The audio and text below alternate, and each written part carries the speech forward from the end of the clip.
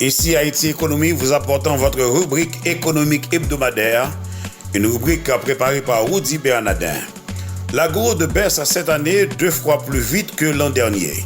Jean Baden-Dubois, gouverneur de la Banque centrale d'Haïti, a annoncé une monnaie digitale pour faciliter l'inclusion financière en Haïti. Faute de ressources, Haïti a adopté des mesures de relance économique limitées. Alors que la plupart des pays adoptent des programmes économiques expansionnistes, l'Arabie Saoudite, deuxième producteur mondial de pétrole, fera le contraire. L'administration Trump a ordonné au fonds de pension fédéral américain de cesser d'investir dans toutes les sociétés chinoises. L'économie brésilienne est désormais aux prises avec la pandémie de Covid-19. La gourde baisse cette année 2 fois plus vite que l'an dernier. Ce vendredi 15 mai 2020, le taux moyen d'acquisition du dollar américain était de 108,34 contre 107,37 gourdes pour 1 dollar la veille. Depuis janvier, la monnaie haïtienne a perdu 15% de sa valeur par rapport au billet vert. À ce jour, la BAH est intervenue sur les marchés d'échange pour un montant net d'environ 28 millions de dollars. Une intervention comparable à la même période l'an dernier où la gourde avait perdu environ 0,15 centimes par jour contre 1 dollar. La BAH parvient à briser ce rythme avec des interventions de marché de plus de 27 millions de dollars nets. Cependant, avec une baisse de 15%, la régression de la gourde cette année est beaucoup plus sévère par rapport à l'année précédente où la gourde avait baissé de 6% par rapport au dollar sur la même période. Jean Baden-Dubois, gouverneur de la Banque centrale, a annoncé une monnaie digitale pour faciliter l'inclusion financière en Haïti. Alors que 69% des adultes dans le monde ont désormais accès à au moins un compte financier formel, seuls 33% des Haïtiens âgés de 15 ans ou plus ont eu accès à un compte en 2019.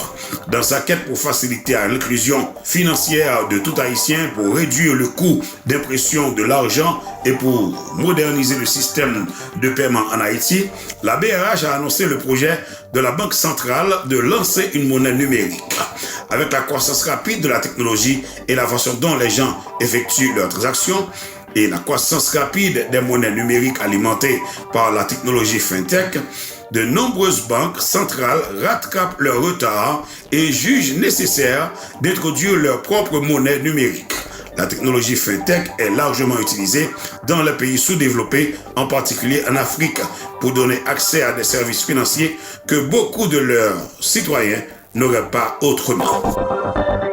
Alors que de nombreux pays de la région ont pris des mesures substantielles pour stimuler leur économie, beaucoup n'ont pas l'espace budgétaire pour le faire. Haïti, par exemple, a adopté des mesures limitées par rapport à la taille de l'économie du pays.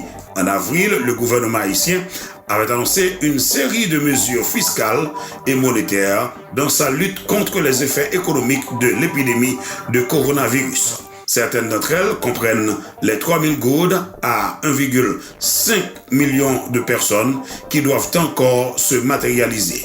Cependant, la mise en place d'une relance budgétaire substantielle est quelque chose que seuls les pays disposant d'un espace budgétaire, en plus des dirigeants honnêtes, peuvent envisager. Le déficit budgétaire de la dernière décennie a été d'environ 3,5% en moyenne chaque année, alors que les recettes budgétaires ont chuté et que le coût des subventions à l'énergie a augmenté. Le déficit budgétaire s'est creusé pour atteindre 3,8% du PIB au cours de l'exercice 2019 et les arriérés intérieurs ont fortement augmenté.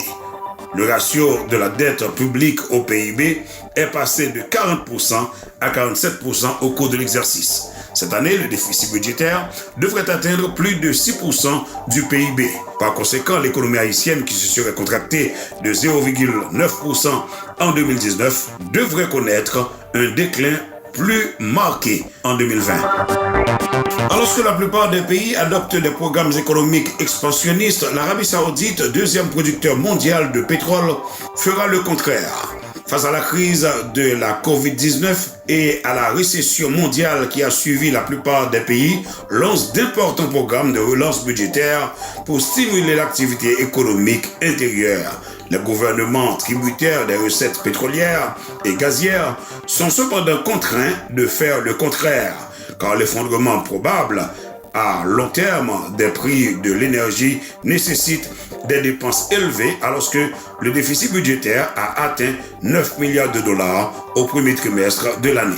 L'Arabie Saoudite doit introduire une série de mesures d'austérité. La TVA du royaume doit être triplée à 15% et les indemnités de vie chères à certains employés de l'État suspendus. Al Jazeera a indiqué que le ministre des Finances a déclaré que les revenus non pétroliers étaient affectés par la suspension et le déclin de l'activité économique, tandis que les dépenses avaient augmenté en raison de pressions imprévues dans le secteur des soins de santé et des initiatives prises pour soutenir l'économie.